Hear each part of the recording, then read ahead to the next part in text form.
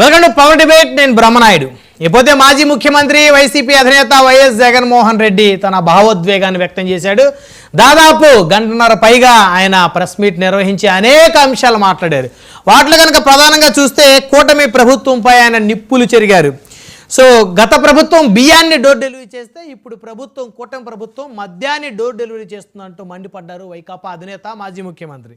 అదేవిధంగా ప్రజల దృష్టిని మళ్లించేందుకే డైవర్షన్ పాలిటిక్స్ చేస్తున్నారని చెప్పారు. అదేవిధంగా వరుస వైఫల్యాలతో చంద్రబాబు నాయుడు గారి గ్రాఫ్ పడిపోతుంది రోజు రోజుకంటూ మాజీ ముఖ్యమంత్రి జగన్మోహన్ రెడ్డి మాట్లాడారు.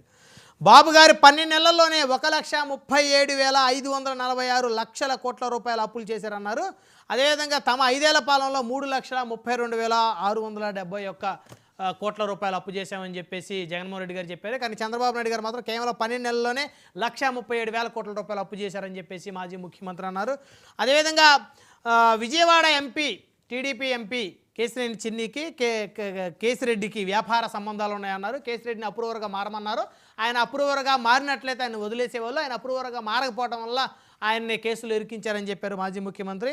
సో చంద్రబాబు నాయుడు కూటమికి మేలు చేసేందుకే విజయసాయిరెడ్డి గారు తన యొక్క ఎంపీ పదవికి రాజ్యసభ పదవికి రాజీనామా చేశాడని సంచలనమైనటువంటి వ్యాఖ్యలు చేశారు. అంటే ఎన్నికలకు ముందు సాయన్న చాలా మంచివాడు, సౌమ్యుడు, సో ఆయన ఖచ్చితంగా ఓటు వేయాలి, ఆయన ముఖ్యమంత్రి ఎక్కడ కూడా తన వ్యక్తిగత లాభాన్ని ఆశించకుండా దాదాపు దశాబ్దన్నర కాలం పాటు పైగా తనతో పాటు ట్రావెల్ చేశారు విజయసాయిరెడ్డి గారు అంటూ ఎన్నికల ముందు చెప్పిన జగన్మోహన్ రెడ్డి గారు తనకు అత్యంత సన్నిధులైనటువంటి విజయసాయిరెడ్డి గారు ఎప్పుడైతే పార్టీకి రాజీనామా చేసి రాజ్యసభ సభ్యత్వానికి రాజీనామా చేశారో ఆయన గురించి ఏం మాట్లాడారో ఒకసారి చూద్దాం. ఒకసారి విజయసాయిరెడ్డి గారు జగన్మోహన్ రెడ్డి గారు మాట్లాడి బయట ప్లే చేయండి.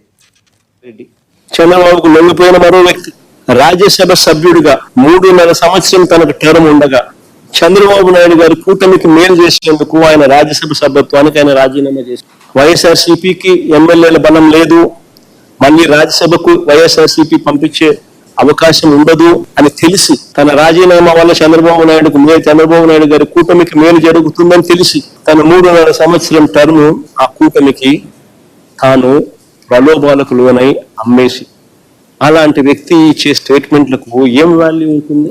అటువైపు నుంచి మనం కూడా ఇటువైపున ఏమన్నా ఇటువైపున తీసుకొని ఇదే మాదిరిగానే చెప్పిస్తే వాల్యూ ఉంటుంది. ఇంకొక ఆయన విజయసాయిరెడ్డి. సో అది విజయసాయిరెడ్డి గారి మీద కూడా మరి జగన్మోహన్ రెడ్డి గారు తన యొక్క అక్కసును వెలగక్కినట్టు స్పష్టంగా కనపడుతూ ఉంది. అంటే తనను వదిలిపెట్టి వెళ్ళిపోయారు అనేటువంటి ఒక బాధ కనపడుతుంది. అదేవిధంగా తను ఏదో ప్రలోభాలకు లొంగి మరి రాజ్యసభకి రాజీనామా చేశారనేటువంటి ఒక తన అభిప్రాయం కూడా కనపడుతుంది. అంటే ప్రలోభాలకు లొంగి రాజ్యసభ సీటుని అమ్ముకునేటువంటి దుస్థితి